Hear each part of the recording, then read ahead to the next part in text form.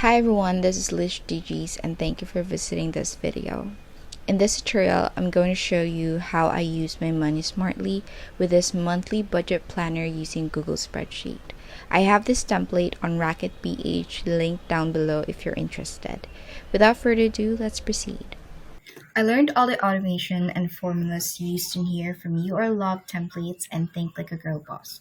Here, named the Buddy Budget Planner, I made it simpler for me to use and for my co-students to personalize and use it in their everyday basis. You can see here that we have three tabs. I'm not pretty sure if you can see in my shared screen, but we have three tabs in this spreadsheet. The monthly overview, the user's ledger, and the setup. We'll discuss the monthly overview first, down to setup before I proceed to our little demonstration on how I use it. Now we'll start with our monthly overview.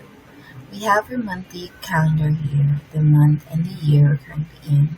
We also have the cash flow summary, my income summary, expense, and savings. On the right side, makikita natin itong table na to kung saan in-indicate yung money in, money out, and savings. I also have these three illustrations that showcases the actual versus budget, the income and expense, and savings.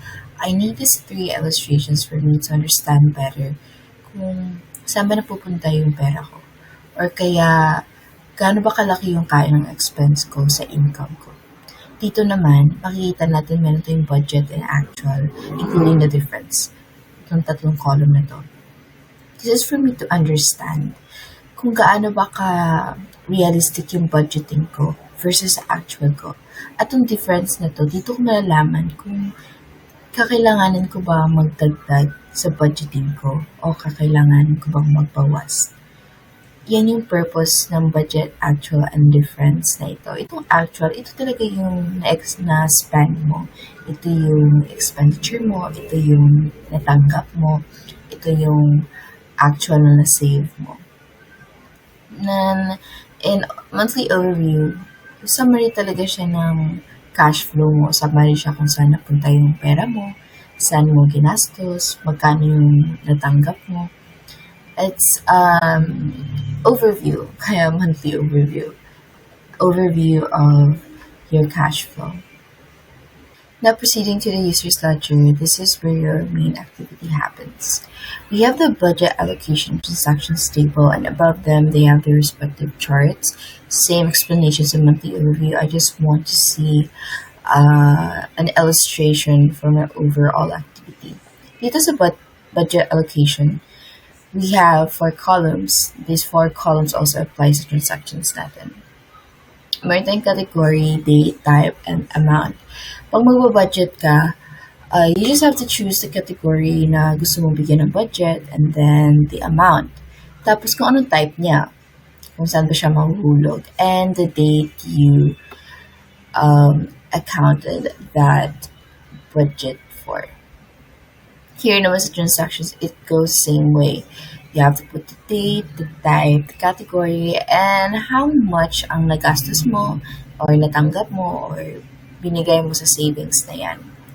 Yun lang yung overall na nangyayari dito sa user's ledger. Anyway, we will have a little demonstration on how I actually use this planner. Now for setup tab.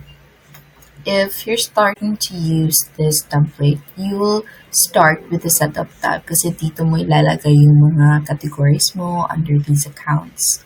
This is a table. And we also have the chart below that. Ito, for chart purposes ko talaga to. Dito kinukuha ng charts yung values na kinakailangan para lumabas yung illustration. This is for the monthly overview and the user's ledger. And under my income account, I have these. Ito yung mga categories na nag-expect ako may ma-receive ako. Sa expense naman din, I also have these savings and type. Now let's proceed to our little demonstration. Now to begin, we have to start with the setup. Again, in-explain ko kanina na dito nangyayari yung pinaka-first activity natin. You have to fill up these columns under income, expense, and savings. I just have to think some categories na ilalagay ko dito sa columns na to. For income, I will put allowance. And, ano pa? Sige, lagay ko yung racket ko. Racket, PH. Now, meron na tayong dalawang income accounts. Here, under sa expense, ilagay ko naman yung, ano ba yung mainly na ginagastusan ko? Let's say, rentals. Rent. Ilagay ko na lang yung rent. And then, by the way, if mapapansin nyo, if meron akong ini-input dito, didiretso siya mag-reflect siya dito sa chart. This means na everything is automated. Kaya yung ina-edit lang dito sa setup, yung category. And dito sa chart, you don't have to edit them manually because mag-reflect na yung kung ano ilalagay mo sa category. Sa expense, it will have laundry.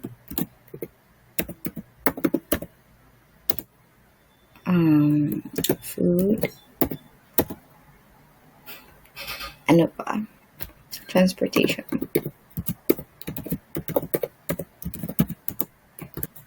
After you input your categories, pupunta naman tayo sa user's ledger. Ayan. Makikita nyo, blank siya, diba? Walang nag-reflect. Kasi wala pa naman tayong ginagawa. Papakita ko muna sa inyo ng itsura ng monthly overview pag walang activities na nangyayari. Ito yung monthly overview natin. And makikita nyo kung ano yung nilagay ko sa category, nag-reflect siya kaagad dito sa columns na to under the account. Diba? Nag-reflect siya kaagad. That means everything here is automated again. You don't have to change anything. You don't have to manually input your data, your values, kasi sa category pa lang, nadi-distribute na agad siya kung saan niya i-reflect yun. Now, let's proceed sa user's ledger. Now, for the date, we'll have today, mag-allocate muna ako ng budget sa income. Hindi ibig sabihin na magbabudget pa ako para sa income. May income na nga yun. Yung meaning lang neto, magkano ba yung ina-expect ko na ma-receive sa income ko. For example, sa racket. Saan yung racket natin? Nag-expect ako na maka-receive ako around 2K. So, we'll have 2K. Ayan. Mag-reflect siya agad dito sa chart natin. And for here, again too. Anyway, just to give a short explanation. Sa drop down na to, you just have to double click everything except sa amount. May lalabas na drop down. Ito naman yung drop down. From our category na finil upan natin, magdidiretso yun siya sa drop downs mo. Kung ano nilagay mo doon, yun din yung lalabas dito. Kaya, again, yung pinaka-setup talaga natin nangyayari doon. That's why you don't have to edit them everything one by one. If you fill up ko lang to. Okay, now that I've done inputting my data, my values, my activities for the user's ledger, ito na yung itsura niya ngayon. Meron na nag-reflect ng mga charts, and I finished putting for the budget allocation and sa transactions. Usually, ito lang yung nangyayari. Magbabudget ka kung magkano ba yung gusto mo ibigay sa category na to, and sa transactions, kung ano nangyayari sa daily mo, magkano yung gastos mo for today. And then after that, I'd like to check it out sa monthly overview ko kung ano na ba, musta na ba. So makikita natin na meron na lang akong 2,150. Yung money out ko ay 4,350. Yung total ko na income is 7,000. And yung expense ko, yung total na income ko is 6,500. And yung expense ko is 4,350. Makikita natin dito. And I also have savings na 1,200 consisting of emergency fund and luxury bag. Part na to siya sa money in. So, ganito lang yung paggamit ko sa budget planner na ito. simple, easy, walang masyadong mga fancy na anong nangyayari na nakaka-overwhelm, di ba? So, yun lang talaga yung mainly na gagawin nyo. Una, pupunta ka sa setup, ilalagay mo doon yung categories mo. Next, sa user's ledger, doon nangyayari yung mga activities, kung ano nangyayari everyday. And tumingin ka lang sa monthly overview para makita mo yung entirety ng cash flow mo. And if naman, double-click mo lang tong month mo. If gusto mo naman mag-switch na to July, kasi for example, tapos na yung June and ready ka na for July, you just have to click it. And everything will restart. And for the user's ledger, not necessarily you have to erase the budget allocation and transaction na nangyari last month para if you have to click for June, may magre-reflect pa din. Anyway, it's marami namang rows to. You can add more if kulang. And for the setup, as is lang yung setup except na zero out na lahat. Makikita mo sa chart, zero out lahat. And this is the overview of this budget buddy planner. And if you want to avail this is available on Rocket PH, link down below, guaranteed at its lowest price. Thank you for listening, everyone, and don't forget to subscribe.